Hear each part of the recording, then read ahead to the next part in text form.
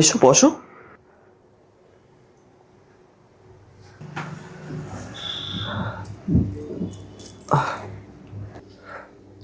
কিছু খাবে তুমি? না। এবার আমাকে একটা কথা বলো, ডিভোর্সের পর আমি তোমাকে 40 লাখ টাকা দিয়েছিলাম, সেটা তুমি কি করলে? আজকে তোমার এরকম অবস্থা কেন? সূর্য, জানো আমি না কখনো তোমাকে ডিভোর্স দিতেই চাইনি।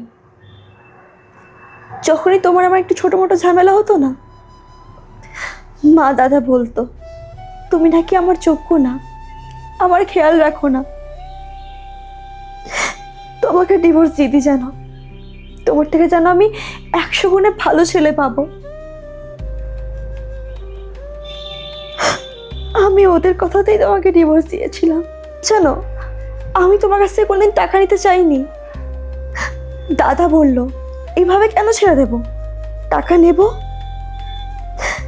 আমি ওদের কথা শুনেই তোমার কাছ থেকে টাকাটা দাবি করেছিলাম। আরে সেসব তো ঠিক আছে, কিন্তু তুমি আমাকে এটা তো বলো, তুমি টাকাগুলো কি করলে? তোমার আজকে এরকম অবস্থা কেন যে রাস্তায় রাস্তায় তুমি ঘুরে ঘুরে জিনিসপত্র বিক্রি করছো? সূর্য, ওই টাকাগুলো তুমি আমাকে দিয়েছিলে, কিন্তু সে